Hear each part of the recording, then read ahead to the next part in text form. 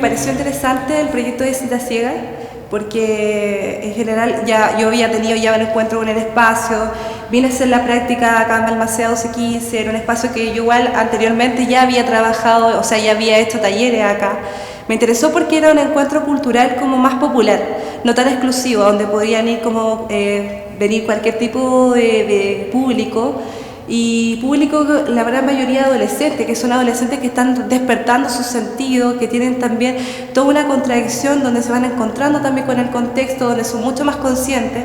Entonces que era un espacio que igual, aparte de instaurar el arte, también hay una relación política, una relación social, que lo que igual va generando como el arte también acompañado como al contexto, y a entenderlo. Los talleres también son como focalizados como a ese encuentro.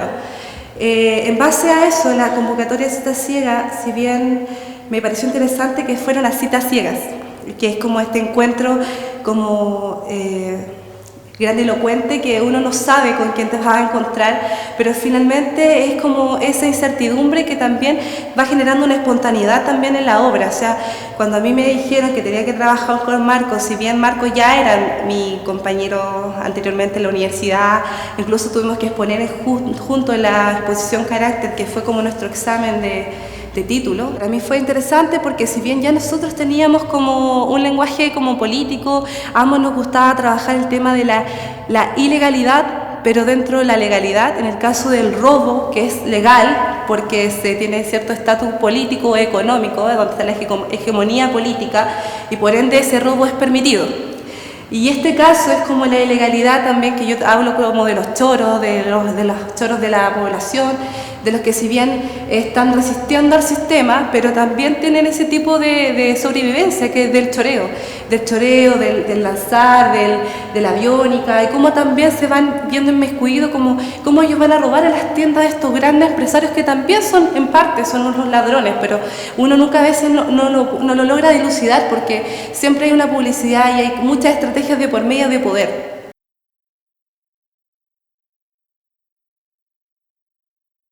Bueno, en realidad el comienzo del encuentro como material y textil, bueno, me pasó un día que no sabía qué hacer. Entonces estaba en el taller de Camilo Yáñez y me dijeron, ya tienes que encontrar un material que sea biográfico y tenés que hacer un árbol genealógico y hablar como las relaciones que tengas como en cuanto a tu memoria.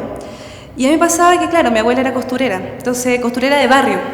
Entonces, a mí me pareció súper interesante que por fin el arte se estaba cruzando en mi vida, que yo siempre lo parecía muy ajeno, que yo aprendía el color, ya aprendía a componer, para mí me parecía muy bonito, pero como que no me pasaban tantas cosas, así como emocionales. Entonces, como que ahí encuentro que tuve el encuentro como emocional, cuando empecé como a cruzar el arte con mi vida cotidiana, con mi historia, con mi memoria, con mi encuentro y desencuentros también.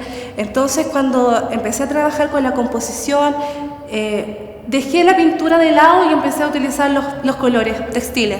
Y me di cuenta que era mucho más enriquecedor los colores textiles que los colores que encontraba en la acuarela o en los óleos, porque eran colores auténticos, que si bien también iban cambiando constantemente según la textura. Entonces, eso también me parecía interesante, como también, según cómo esté arrugado, cómo esté puesta la prenda, también va generando todo tipo de tonos.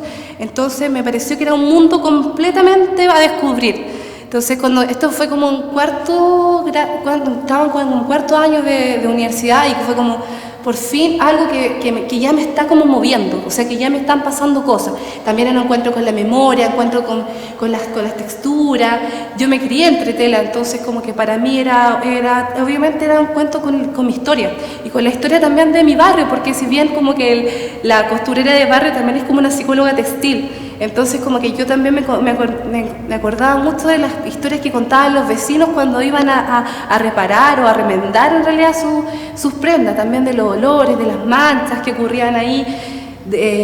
Y claro, entonces cuando empecé como a insertar todo este mundo, empecé también a trabajar el tema de la arpillera. Siempre me han interesado los temas, o sea, los trabajos en realidad y los materiales según la historia. Y cuando empecé a trabajar con la arpillera, era porque efectivamente la arpillera como era un medio como sociosemiótico, que era como el medio como de las presas políticas para poder expresar lo que ellos sentían cuando estaban en este periodo de dictadura. Entonces cuando estaban en el Estadio Nacional, ella lo único que hacían a través de la vicaría, repasar sus mensajes a su familia, que si bien se disfrazaba, porque muchas veces lo dejaron pasar porque parecía como ser artesanía, como si fuera algo totalmente inocente y que no fuera transversal, pero realmente eran contextos políticos y eran lenguajes también textiles que eran imágenes que estaban dando y estaban relatando de lo que sucedía en esa época. Entonces a mí me interesó porque también estas prendas que son encontradas en la calle, que las busco también en la feria, también hablan un poco del contexto popular, de los códigos visuales que existen en la calle, de estos códigos de periferia, el cable de alta tensión en las zapatillas colgadas, las ropas que son encontradas, la ropa de los Perkins, que son como la ropa de los gallos que le trabajan a los narcotraficantes y las dejan en las rejas, también la ropa que es encontrada en los postes de luz, que es como un regalo de un anónimo a otro anónimo. Entonces son todos como situaciones dadas que son narrativas. Entonces esas narrativas para mí me parecen interesantes porque son narrativas que solamente se dan en ese contexto. Si tú vives ahí, tú las puedes lograr como entender. Bueno, supe de la convocatoria de dos maneras. La primera, el año pasado yo participé en la final de Balmaceda Arte Joven, en la exposición colectiva que fue en el MAC con muchos artistas. Y bueno, ahí tuve la oportunidad de conocer a la Jimena. La Jimena me contó que también se está realizando esta convocatoria acá. Después vi la ficha efectivamente en internet, en la página de la Galería Balmaceda, y dije, bueno, participemos. Pues. Presentó un proyecto y después me di cuenta que clasifiqué. No, la verdad no, siempre participo no esperando mucho, sino que simplemente haciéndolo. Creo que la misión de un artista joven es no esperar que las cosas lleguen a él, sino que él llegar a las cosas, por lo menos en un primer comienzo. Ya cuando se vaya solidificando la carrera, llegarán los laureles por sí solos. Yo creo que al principio uno tiene que ir buscando las cosas y así ha sido hasta ahora y así llegué por lo menos a la Galería Balmaceda Arte Joven ahora, en Cita Ciega, y estoy muy contento.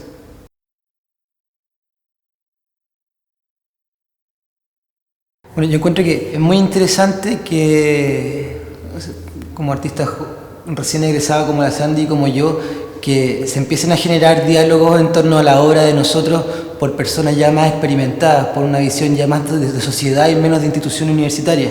Entonces me parece súper, a mí una experiencia muy interesante, porque estamos como recién empezando a entrar a este formato curatorial más formal y que se generen conexiones entre una obra de ella y una obra mía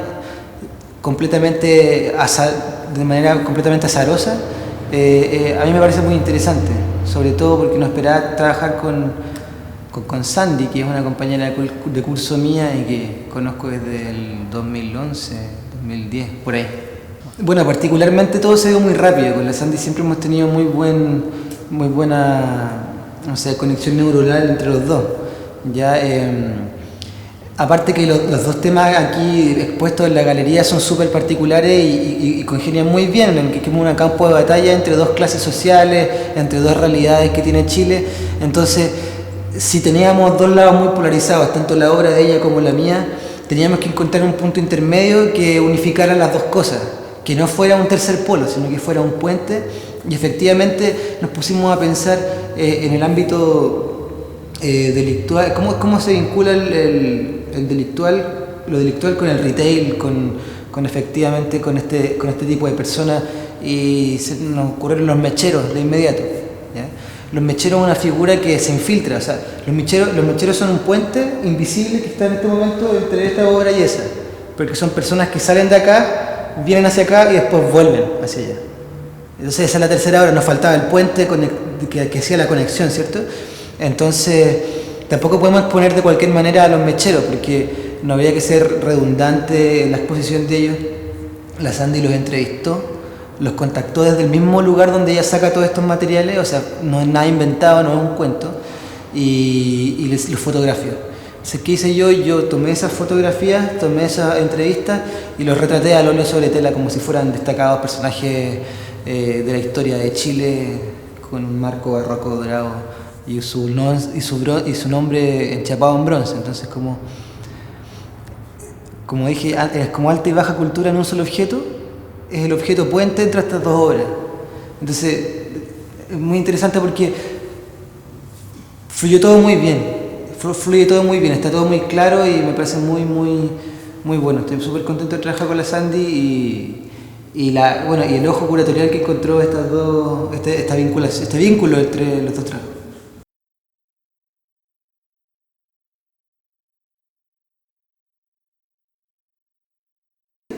Me titulé de la Universidad Diego Portales y bueno, yo elegí la carrera de periodismo en un principio, elegí la Diego Portales para estudiar periodismo. Cuando me di cuenta que la universidad te da la oportunidad de estudiar dos carreras y pagar solo una, bueno, yo siempre había querido estudiar arte, pero no me había atrevido a hacerlo por sí solo. Entonces dije, ya, a ver, cuando crece voy a tener 23 años, si estudio arte son otros 5 años, voy a salir a los 28, es muy poco probable que lo haga porque uno se mete a trabajar, se pone a ganar plata y después te agarra el vórtice de la vida real, en el fondo. Dije, ya, y ahora nunca, voy a intentarlo, y lo intenté, estaba como con 12 ramos semestrales full, pero lo logré, ¿ya? Y al final lo más complicado ya pasó, que era como el proceso formativo de generar esta visión de artista visual que era completamente opuesta al periodismo, porque en el periodismo te encasillan en una manera de pensar muy cuadrada, muy convencional con respecto a estructuras de diálogo, a estructuras de narrativamente, y el arte es completamente opuesto. O sea, era muy divertido porque yo llegaba de clases de periodismo a arte y es como que en arte estaban con un cincel y un martillo rompiendo todo lo que yo estaba aprendiendo cerebralmente en el periodismo. Entonces, al final, no sé, se generó una dualidad muy extraña. Pero el periodismo efectivamente me alimenta de material teórico para poder generar obra acá. No me doy ni cuenta y efectivamente estos personajes que están presentes en los medios de comunicación, que son un elemento importante y súper cuestionable dentro de la sociedad chilena, son los que me llaman la atención. De repente mi experimentación no va a través netamente dentro de la búsqueda de materiales ni de retórica dentro del mismo material, sino que efectivamente con discursos políticos, con cosas que involucran un contexto mayor, no solo el de las artes visuales. Yo creo que eso me lo dio el periodismo. Y bueno, ahora no es tan complicado, era más complicado estudiar las dos cosas, pero lo conseguí. Y ahora hay artistas visuales que hacen clases para ganarse las lucas. Bueno, yo trabajo en un diario de circulación nacional actualmente. Entonces, como que en vez de hacer clases en la universidad, trabajo en eso y no en mis tiempos libres, porque en el fondo no tenéis tiempo libre. No soy como pintor de domingo, soy pintor cuando llego a la casa y bueno, dormir menos, pero así las cosas. Yo creo que eso, no llego a la casa a ver tele, descansar y dormir, sino que llego a seguir pensando.